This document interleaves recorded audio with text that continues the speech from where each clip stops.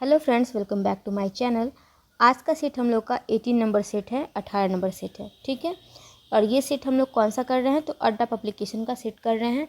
इसमें टोटल आपको 45 सेट मिलता है और इसमें 40 आपको प्रैक्टिस सेट हो जाएगा और 5 सेट जो है वो आपको बीपीएससी ट्री का बाकी एग्ज़ाम जो पीछे हो चुका है उन सब का प्रीवियस ईयर क्वेश्चन है। तो अगर आप मेरे चैनल पर नए हैं तो सब्सक्राइब कर लीजिए ताकि आपको इस बुक का टोटल सेट आप कंप्लीट कर पाएँ, क्योंकि यूट्यूब पे कोई भी ऐसा चैनल नहीं है जो इस बुक का सेट आपको प्रोवाइड करवा सकता है। ये चैनल फर्स्ट चैनल है जो आपको अड्डा पब्लिकेशन का बुक का टोटल सेट करवा रहा है। और वीडियो लास्ट तक ज़रूर देखिएगा ताकि आपको टोटल क्वेश्चन सॉल्व कर पाएँ आप लोग। और वीडियो अच्छा लगे तो लाइक कर दीजिएगा और चैनल को सब्सक्राइब करिए। चलिए करना स्टार्ट करते हैं क्वेश्चन। फर्स्ट क्वेश्चन हम लोग का क्या है, तो ये फर्स्ट क्वेश्चन कह रहा है गंधर्व महाविद्यालय मंडल की स्थापना किसने की। तो गंधर्व महाविद्यालय मंडल की स्थापना कौन किए थे फ्रेंड्स, तो ये किए थे हमारे फर्स्ट का आंसर पलुस्कर जी किए थे, ठीक है। सेकेंड है आपका जिन ताल में स्वर क्रमानुसार नहीं होते उन्हें क्या कहते हैं। तो जिन ताल में स्वर क्रमानुसार नहीं होते हैं उन्हें हम लोग कुट तान कहते हैं।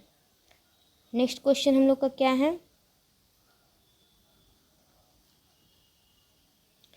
थर्ड नंबर क्वेश्चन क्या कह रहा है। थर्ड नंबर क्वेश्चन कह रहा है चतुसारणा पद्धति के कितने सोपान हैं।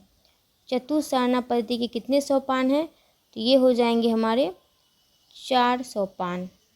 नेक्स्ट क्वेश्चन है हम लोगों का वादी तथा संवादी के मध्य श्रुति अंतराल कितना होता है। वादी तथा संवादी के मध्य जो श्रुति अंतराल होता है वो हमारा 9 और 13 का होता है। 5 नंबर क्वेश्चन है गजझंपा ताल में कितने विभाग होते हैं। तो गजझंपा ताल में जो है वो आपको होते हैं 4 विभाग होते हैं। गजझंपा ताल में 4 विभाग। नेक्स्ट क्वेश्चन हम लोग का राग भूपाली का वादी और संवादी स्वर पूछा गया है। तो राग भूपाली का वादी एवं संवादी स्वर कौन सा है, ये ग और ध है, ठीक है। गवादी ध संवादी। 7 नंबर क्वेश्चन है रजाखानी गद किस ताल में बजाई जाती है। तो रजाखानी गद जो है ये 3 ताल में बजाई जाती है। नेक्स्ट क्वेश्चन हमारा 8 नंबर है सारना प्रक्रिया में भरत ने कितने वीणाओं का प्रयोग किया है। सारना प्रक्रिया में भरत ने 2 वीणाओं का प्रयोग किया है। कौन कौन वीणा, चल वीणा और अचल वीणा, ठीक है। नेक्स्ट क्वेश्चन हम लोग का कौन सा है, 9 नंबर है। 9 नंबर में कह रहा है निम्नलिखित में से किस राग को हिजाज भैरव के नाम से जाना जाता है। ये नया क्वेश्चन है फ्रेंड्स। क्या क्वेश्चन है, तो निम्नलिखित में से किस राग को हिजारत भैरव के नाम से जाना जाता है, ठीक है। तो ये कौन सा राग हो जाएगा, तो ये राग आपको हो जाएगा नट भैरव। इसको हिजाज भैरव भी कहते हैं, ठीक है। नट भैरव को हिजाज भैरव कहते हैं। राग मालकंस का वादी संवादी स्वर क्या है। तो राग मालकंस का वादी म है और संवादी स है। नेक्स्ट है निम्न में से कौन सा उल्लेखित ठाटों में से एक नहीं है। निम्न में से कौन सा उल्लेखित ठाटों में से एक नहीं है, तो ये हो जाएगा हमारा मल्हार। मल्हार ठाट नहीं है। ठाट कितने हैं फ्रेंड्स, तो ठाट हमारे कितने हैं हिंदुस्तानी संगीत में, तो ठाट है हमारे 10। नेक्स्ट है 12 नंबर राग भूपाली का गायन समय है। तो राग भूपाली का गायन समय रात्रि का प्रथम पहर है। प्रथम प्रहर हो जाएगा राग भूपाली का गायन समय। नेक्स्ट क्वेश्चन हम लोग का 13 नंबर देख ले तो पूछ रहा है सा रे म प ध नि ध प ध म प ग रे सा राग पहचानिए। इसका राग पहचानिए फ्रेंड्स, बताइए क्या होगा। तो इसका आंसर आपको क्या हो जाएगा फ्रेंड्स, तो ये आशावरी राग हो जाएगा।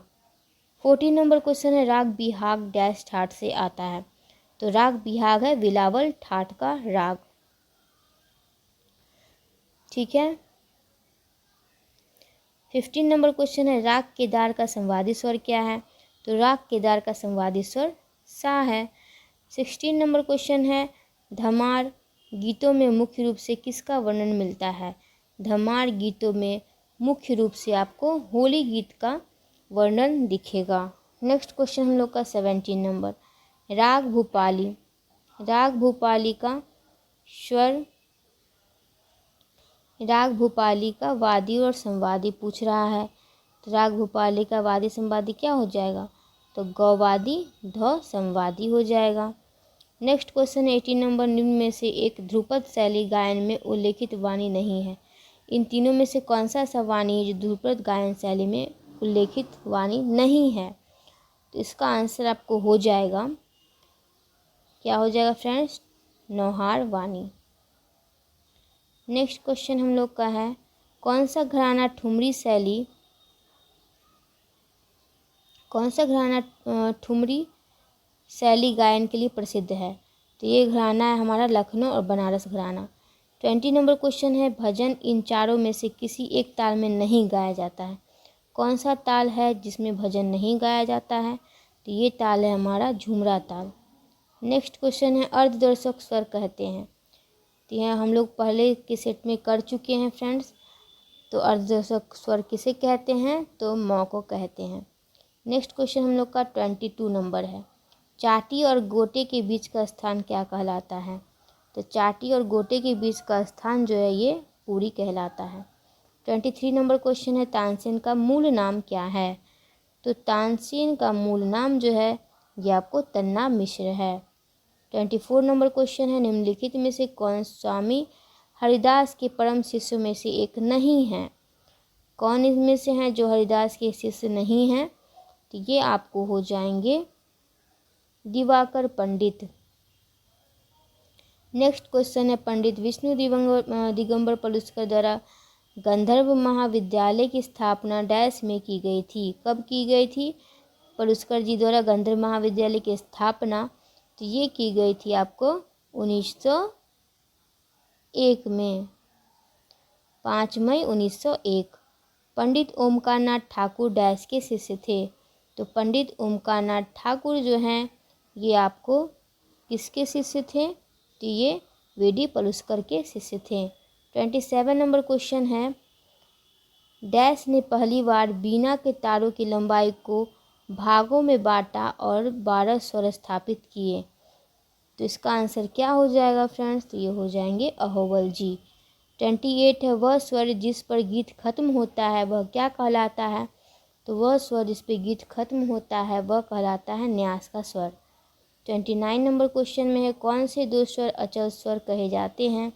तो अचल स्वर जो है वो सा और प है।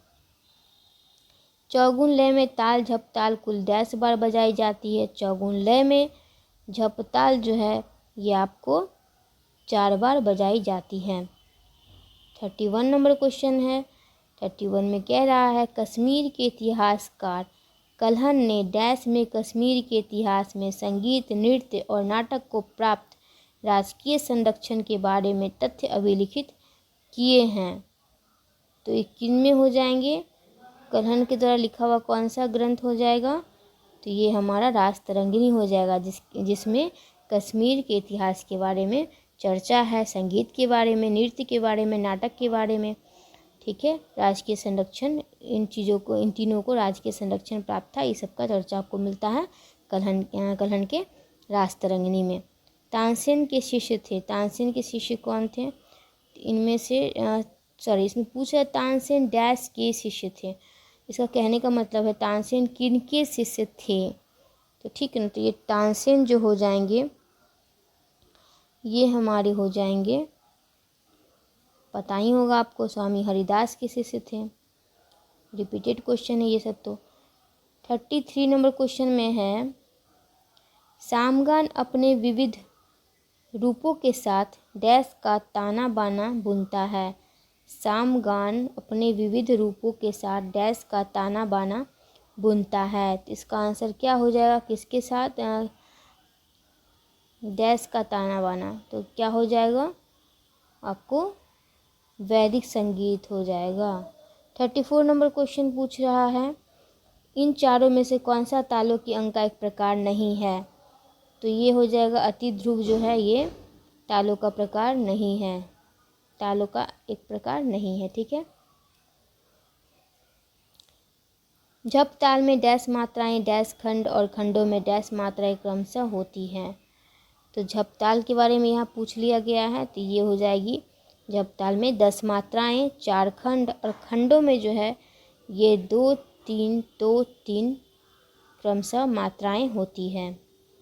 36 नंबर क्वेश्चन है विलंबित 3 ताल में मात्राओं की कुल संख्या क्या है। तो विलंबित 3 ताल में मात्राओं की कुल संख्या हमारा 64 होता है।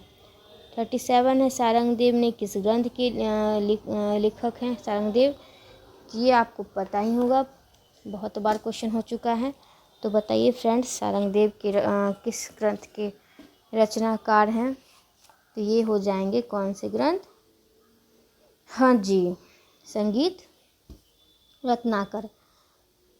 गायन की वह विधा जिसमें एक ताल का उपयोग किया जाता है।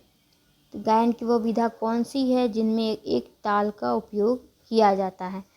तो ये हमको ख्याल हो जाएगी। 39 है निम्नलिखित में से कौन सा अचल स्वर है। अचल स्वर पूछ रहा है आपको तो प हो जाएगा। 40 है वह गति जिस पर गीत गाया जाता है डैश कहलाता है। तो वह कहलाता है आपको लय। नेक्स्ट क्वेश्चन है 41 नंबर, आपको पूछ रहा है गमक का प्रकार जिसमें स्वर का कंपन एक मात्रा काल पर किया जाता है उसे कौन सा गमक कहते हैं। तो जब एक मात्रा काल में किया जाएगा कंपन तो उसे कह देंगे हम लोग आंदोलित गमक। 42 नंबर क्वेश्चन है ध्रुपद शैली के गायन का तीसरा भाग क्या है। तो ध्रुपद शैली के गायन का तीसरा भाग है संचारी। 43 है राग भूपाली डैश ठाट से संबंधित है। राग भूपाली कल्याण ठाट से संबंधित है। 44 नंबर क्वेश्चन पूछ रहा है राग असावरी डैश ठाट से संबंधित है। तो राग असावरी ठाट से संबंधित है। 45 है डैश कोमल रे म ध सुर तीव्र गंधार निषाद धैवत वादी सुर कहियो। नेक्स्ट क्या लिखा है, हाँ कहियो तासु ऋषभ संवादी। फिर है राग चंद्रिका सा राग पहचान, इसमें राग पहचानना। ठीक, ये आपको हो जाएगा 45 का भैरव।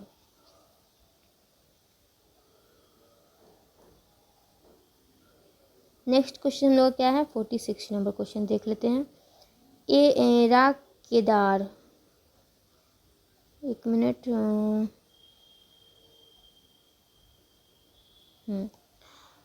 राग केदार की जाति क्या है। तो राग केदार की जाति है औडव संपूर्ण। 47 है राग मियाँ मल्हार डैश ठाट से है। तो राग मियाँ मल्हार काफ़ी ठाट से है। 48 है नी स म ग प म ग म ग रे सा। राग पहचान, ये राग पहचानना है तो ये भीम पलासी का हो जाएगा। नेक्स्ट है हम लोगों का ध्रुपद गीत सामान्यतः निम्न चारों में से एक भाषा में नहीं गाया जाता है। तो ध्रुपद गीत जो है ये इन तीनों भाषा में से कौन सा एक भाषा ऐसा है जिसमें नहीं गाया जाता है, कहने का मतलब ये है। ठीक है, तो इसका आंसर क्या हो जाएगा, उर्दू में ध्रुपद गीत नहीं गाया जाता है, हिंदी में गाया जाता है, ब्रज में गाया जाता है ध्रुपद। ठीक है। 50 है यह कहा जाता है कि डैश ने गायन की टप्पा शैली खोजी। किन्होंने गायन की टप्पा शैली खोजी, किनके बारे में ऐसा कहा जाता है। तो ये कहा जाता है सोरी मियाँ के बारे में कि इन्होंने टप्पा शैली की खोज की। नेक्स्ट क्वेश्चन हम लोगों का है कजरी गीत सामान्यतः डैश को वर्णित नहीं करता है। किसको वर्णित नहीं करता है कजरी गीत। तो कजरी गीत जो है ये हमारा हो जाएगा आपको भक्ति, ये भक्ति को वर्णित नहीं करता है। 52 है लयकारी का प्रयोग किस गायन शैली में किया गया। तो लयकारी का प्रयोग किया गया था लयकारी का प्रयोग पूछ रहा है तो ये हो जाएगा धमार। 53 नंबर क्वेश्चन है बाएं तबले को डैश भी कहते हैं। तो बाएं तबले को क्या कहते हैं। तो बाएं तबले को हम लोग कहते हैं डग्गा। नेक्स्ट है वह फकीर कौन था जिसने तानसेन के माता पिता को संतान हो का आशीर्वाद दिया था। काफ़ी इंटरेस्टिंग क्वेश्चन है फ्रेंड्स। एक फ़कीर था जो तानसेन के माता पिता को संतान होकर आशीर्वाद दिया था। तो पूछ रहा वो फ़कीर कौन था। तो वो फ़कीर जो था वो हमारा था, वो फ़कीर जो था वो था हमारा मोहम्मद गौस। नेक्स्ट है स्वामी हरिदास का जन्म डैश में हुआ। कहाँ हुआ था स्वामी हरिदास का जन्म। तो ये हुआ था आपको यूपी के अलीगढ़ में, यूपी के अलीगढ़ में। 56 नंबर क्वेश्चन देख ले। यह ताल ठुमरी गायकी में बजाई जाती है। कौन सी ताल ठुमरी गायकी में बजाई जाती है। तो ये दीपचंदी ताल हो जाएगी। 57 है एक ताल में कितनी खाली होती है। तो एक ताल में जो है ये 2 खाली होती है। 58 है अभिनव राग मंजरी के लेखक कौन है। तो अभिनव राग मंजरी के लेखक हमारे भातखंडे जी हैं। 59 है मध्य सा के तार तक, मध्य सा के तार तक स्वरों के चढ़ते हुए क्रम को क्या कहते हैं। ये कहते हैं आरोह। 60 है कर्नाटक संगीत में खंड जाति में कितनी मात्राएं होती है। तो कर्नाटक संगीत में खंड जाति में 5 मात्राएं होती है। तानसेन के गुरु कौन थे। ये तो 3 बार क्वेश्चन पूछ चुका है। तानसेन के गुरु कौन थे। तो ये थे हमारे स्वामी हरिदास। नेक्स्ट क्वेश्चन है 62 नंबर क्वेश्चन। वृंदावनी सारंग किस ठाट का राग है। यहाँ राग होगा। तो वृंदावनी सारंग जो है किस ठाट का राग है। तो ये हो जाएगा आपको काफ़ी ठाट का राग। 63 नंबर क्वेश्चन है दक्षिणी संगीत में शुद्ध स्वर सप्तक को क्या कहा जाता है। तो दक्षिणी संगीत में शुद्ध स्वर सप्तक को कहा जाता है कन्नलांगी।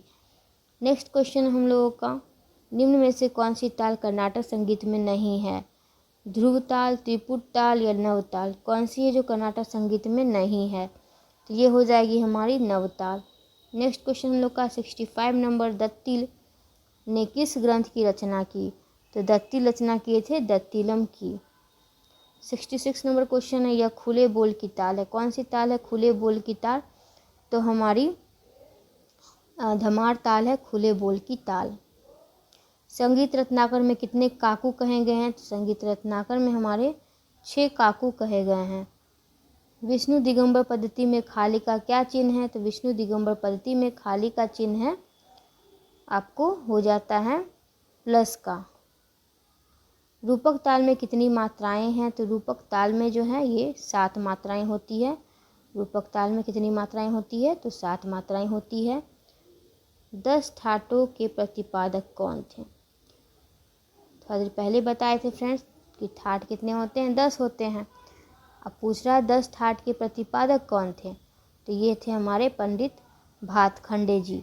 71 है भातखंडे ताल लिपि पद्धति में खाली का चिन्ह पूछ रहा है। तो भातखंडे ताल लिपि में जब भी पद्धति में पूछेगा तो आपको हो जाएगा 0। 72 में पूछा गया पश्चात संगीत में म स्वर का नाम लिखिए। पश्चात संगीत में म को कौन सा कैसे लिखते थे म स्वर को। तो ये हो जाएगा आपको फा से लिखते थे। ठीक है फा से। लय के प्रकार पूछ रहा है। लय के कितने प्रकार हैं। तो लय के हो जाते हैं 3 प्रकार। म प ध प ग म प ग म रे स्वर समूह किस राग में प्रयुक्त होता है। तो ये हो जाएगा आपको किस राग में प्रयुक्त हो जाएगा। तो ये हो जाएगा कामोद में, राग कामोद में। झप ताल की दुगुन एक आवर्तन में कितनी मात्राएं में होती है। झप ताल की दुगुन जो है एक आवर्तन में आपको हो जाती है 5 मात्रा की। नेक्स्ट है आपका नाट्यशास्त्र किसने लिखा था। तो नाट्यशास्त्र लिखे थे हमारे नाट्यशास्त्र कौन लिखे थे। तो भरत मुनि जी लिखे थे। फिर है और नारदीय शिक्षा कौन लिखे थे। तो वो नारदीय शिक्षा पूछ लेगा तो नारदीय शिक्षा का बताइए। तो ये हो जाएंगे हमारे नारद जी। ठीक है। नेक्स्ट है 78 नंबर उस्ताद हलीम जाफ़र खां कौन सा वाद्य बजाते हैं। 77 छूट गया ना। हाँ 77 में था कौन सी शताब्दी में संगीत रत्नाकर लिखा गया। तो कौन सी शताब्दी में संगीत रत्नाकर लिखा गया था। तो यहाँ 13वीं शताब्दी हो जाएगा। 78 है उस्ताद हलीम जाफ़र खां कौन सा वाद्य बजाते हैं? तो उस्ताद हलीम जाफ़र खां जो है ये आपको बजाते हैं सितार। 79 है कौन सा राग उत्तरांगवादी राग है? तो इसमें से उत्तरांगवादी राग कौन सा है? तो ये हो जाएगा हमारा अलहैया बिलावल। 80 नंबर क्वेश्चन में गमक के कितने प्रकार होते हैं? गमक के 15 प्रकार होते हैं। फ्रेंड्स, वीडियो अच्छा लगा हो तो एक लाइक ज़रूर कर दीजिएगा। Thanks for watching, keep smiling keep learning. मिलते हैं नेक्स्ट वीडियो में, तब तक के लिए ख्याल रखिए अपना।